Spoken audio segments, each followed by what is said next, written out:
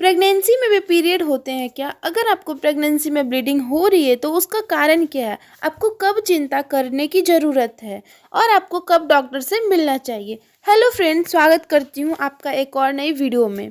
एक सवाल मुझसे कई बार पूछा गया है कि क्या प्रेगनेंसी में भी पीरियड होते हैं? तो आज की इस वीडियो में हम बात करेंगे कि क्या आपको प्रेगनेंसी में भी पीरियड हो सकते हैं या नहीं, और अगर आपको प्रेगनेंसी में ब्लीडिंग हो रही है तो उसका कारण क्या हो सकता है, आपको कब चिंता करने की ज़रूरत है, कब आपको डॉक्टर से मिलना चाहिए।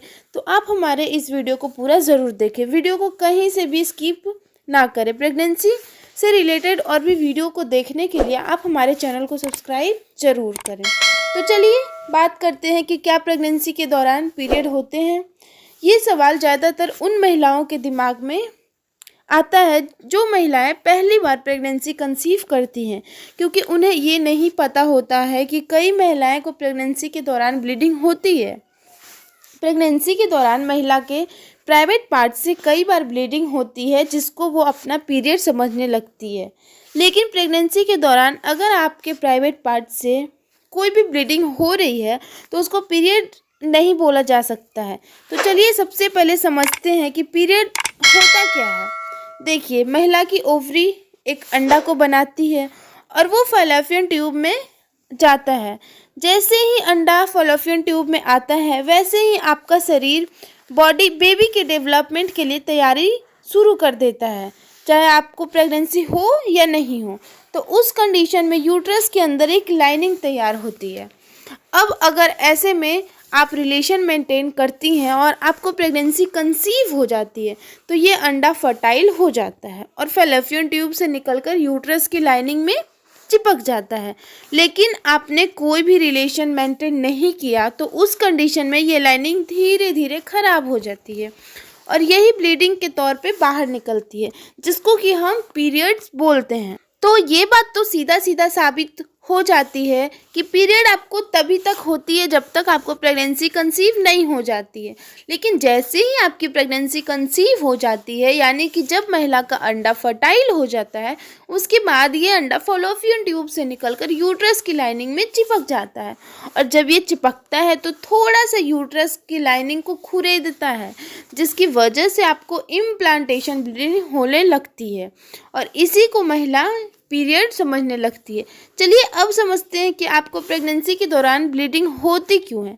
प्रेगनेंसी में ब्लीडिंग के कई कारण होते हैं, जिनमें सबसे पहला कारण है इम्प्लांटेशन ब्लीडिंग होना। जैसे कि मैंने आपको बताया कि महिला का अंडा फर्टाइल होने के बाद एंडोमेट्रियम के लाइन पर चिपकता है और यहाँ पर उस लाइन को खुरेदता है, जिसकी वजह से आपको ब्लीडिंग हो सकती है और इस ब्लीडिंग को हम इम्प्लांटेशन ब्लीडिंग बोलते हैं।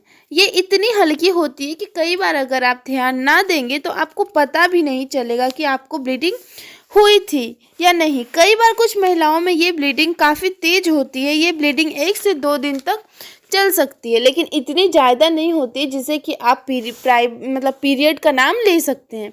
यानी कि अगर आपको दिन में एक पैड लगाने की भी ज़रूरत नहीं पड़ रही है तो आप समझ लीजिए कि ये इम्प्लांटेशन ब्लीडिंग है, ना कि आपको पीरियड है। दूसरा कारण होता है आपको मिसकैरेज होना। ऐसा होता है कि आपका अंडा फर्टाइल तो हो गया, लेकिन जब वो फैलोपियन ट्यूब से निकलकर एंडोमेट्रियम की लाइन पे चिपकने की कोशिश कर रहा है तो वो सही तरीके से इम्प्लांट नहीं हो पाता, यानी कि वो चिपक नहीं पाता है, जिसकी वजह से आपको आपकी प्रेगनेंसी नहीं हो पाती है। लेकिन इसमें आपको प्रेगनेंसी के शुरुआती लक्षण तो दिखाई देते हैं।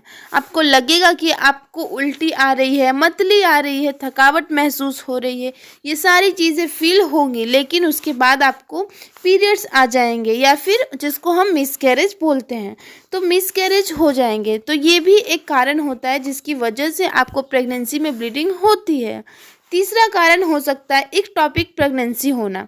इस कंडीशन में महिला का अंडा फैलोपियन ट्यूब में फर्टाइल तो हो जाता है, लेकिन उसके बाद उसे यूट्रस में आना चाहिए, जो कि नहीं होता है और वो अंडा वहीं पे डेवलप होने लगता है।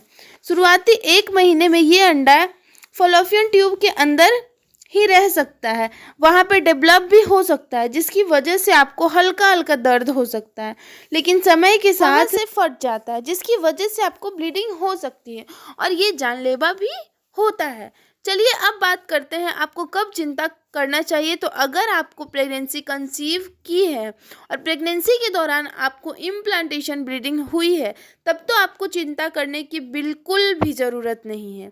इसका मतलब ये है कि आपके पीरियड मिस होने के बाद डेट से पहले अगर आपको कोई भी ब्लीडिंग हुई हो तो फिर आपको चिंता करने की ज़रूरत नहीं है। लेकिन अगर आपके पीरियड के डेट मिस हो जाती है या पीरियड को मिस हुए 10 से 15 दिन हो जाते हैं, उसके बाद जब आप अपना प्रेगनेंसी टेस्ट करती हैं और प्रेगनेंसी टेस्ट भी कंफर्म हो जाती है, अगर इसके बाद आपको कोई भी ब्लीडिंग हो रही है तो ये ब्लीडिंग किसी न किसी प्रॉब्लम का संकेत देती है।